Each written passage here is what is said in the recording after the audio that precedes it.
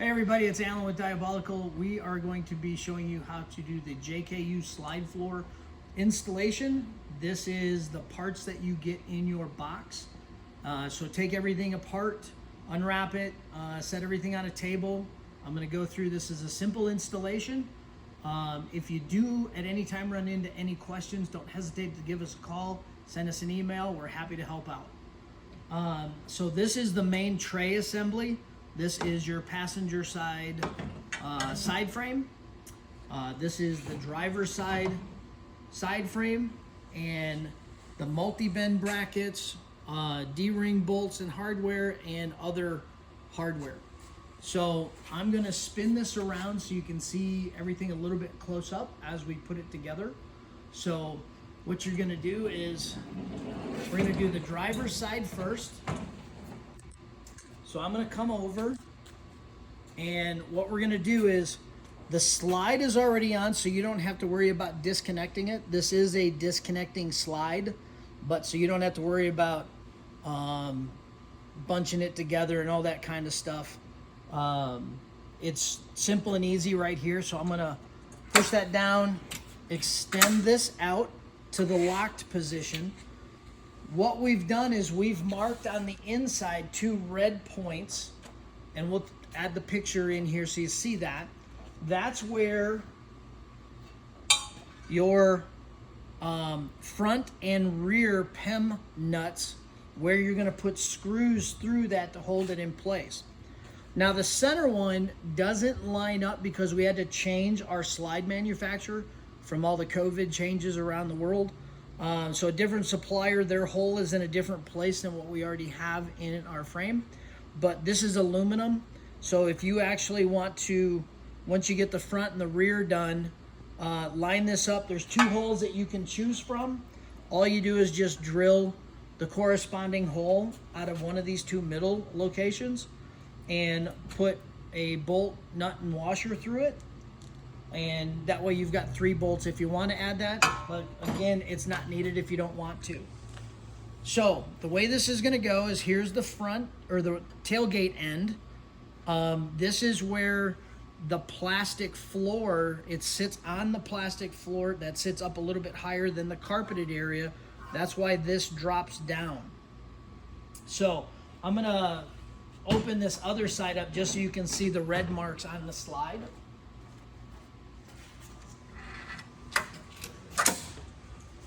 So you'll see the rear attach point, and then the forward attach point is accessible once you pull it out into the locked position. So all you're gonna do is you're gonna take this and put the bolt through the hole first, just to get it through. Line it up with your PEM nut.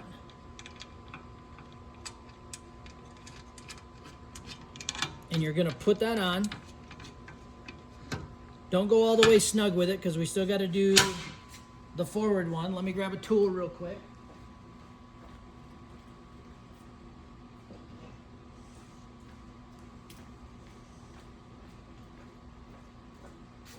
These are a 5/32 Allen head to put these on.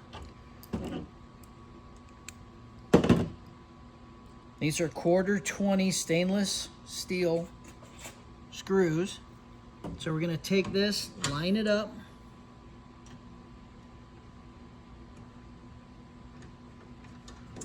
and just tighten that all the way up. Once you get it started on both front and back, go ahead and tighten them up. I'm just putting them finger tight for right now so you can see what I'm doing. And like I said, if you want to go and add another middle bolt, we added 2 more bolts, nut, and washers. So you can drill a hole. You can see where this PEM stud nut doesn't line up with the new slides. So without having to throw this stuff away, we just added the extra hardware. So you just take a 1/4 inch drill bit, drill through using one of the existing holes as your guide, and then just put another bolt, nut, and washer on. So when you get that done, One thing I'll show you while it's out right now is you're going to take from about a foot back from the tailgate your center D-ring in the floor. You're going to pull that D-ring bolt out and the D-ring itself. And what we give you is we give you a filler block is going to go down in that plastic opening where the bolt went to fill that hole. Longer bolt and washer to go down over it. So when you get to that point, you're just going to drop this in, then drop this in, line it up, tighten it up. Don't go all the way tight till the very end so you can make sure that you don't have any twisting on your slide floor. This attach point right here, this goes to your rear seat bolt. So if you're running a slipstream system in conjunction with this, you're going to want to pull that rear bracket off your wall so you can lift the wall up a little bit, slide this in over that bolt, put it down. If the slide floor is by itself, all you do is undo that nut on that seat post, put this over the top of it, put that nut back down. That'll be the very last item that you do for locking it down, is tightening that up. So then what we're going to do is, so what keeps it down at the forward end or the rear end at the tailgate is close this up. And you're going to see that there's a tab sticking out right here. This is where we're going to attach the multi-bend bracket. That's this guy right here. And the way that that works, let me spin this around again.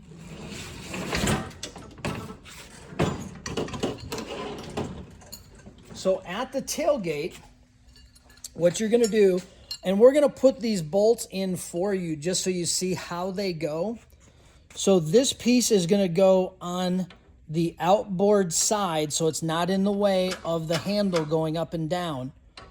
So we're going to put the bracket on the back side, and this is your rear floor D-ring bolts at the tailgate opening.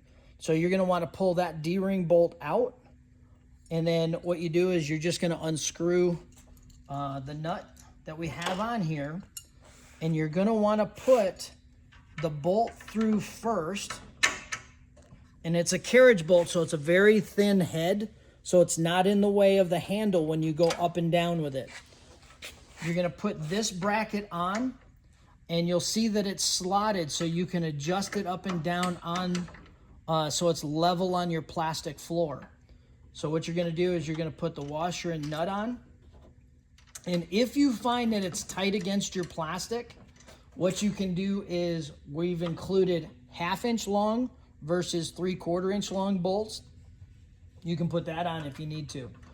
So that's going to go on just like that. Leave it loose so you can put your D-ring bolt back in at the tailgate. And then on the other side, you're going to do the same thing. So I'm just going to pick this up. You're going to put your nut and washers in on the same way.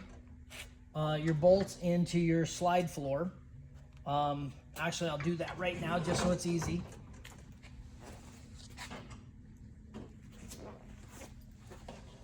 So I'm going to line up with the existing red marks that I have.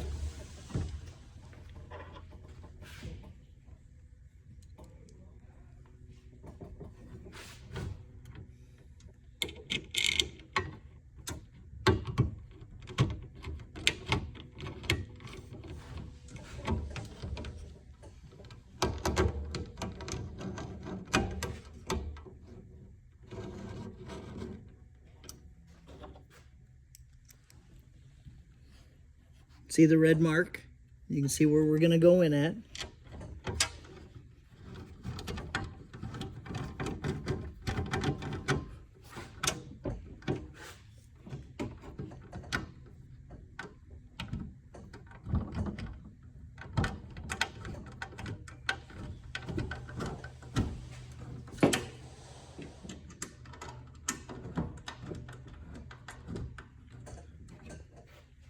So that one's in, this one's in.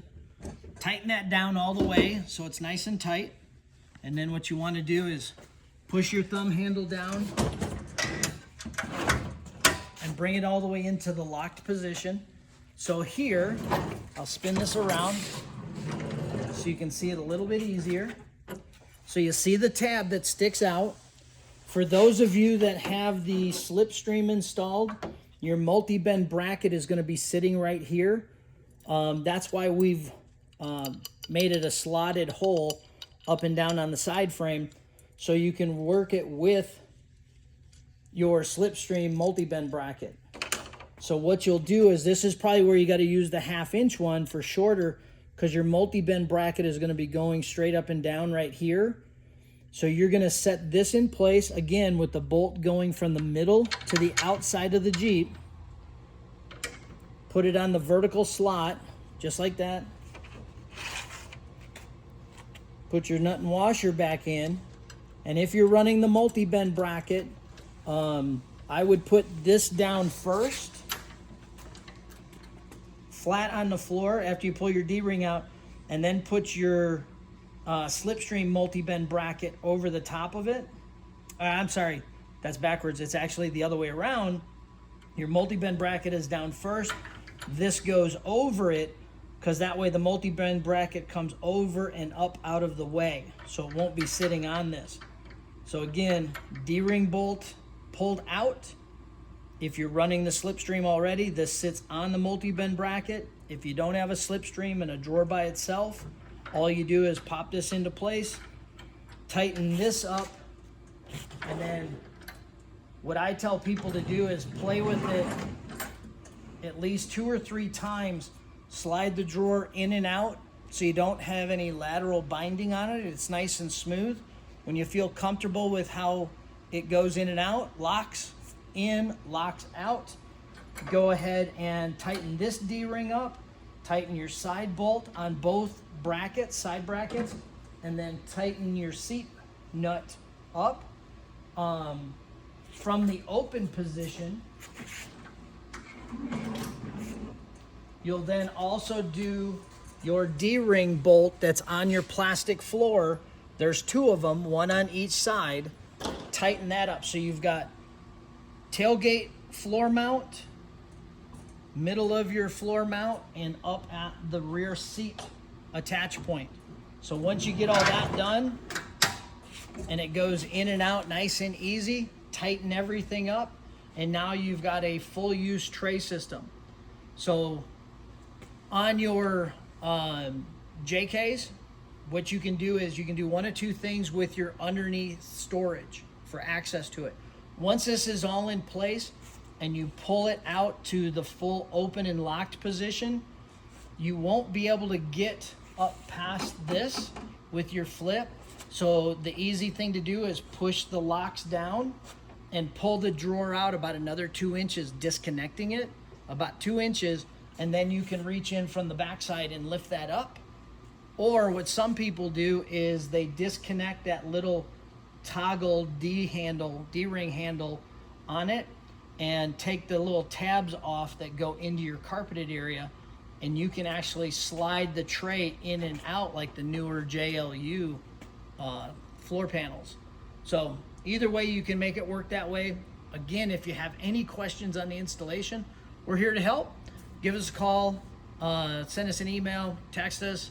We'll get back to you as soon as we can. But again, thanks for taking a look at the JKU slide floor.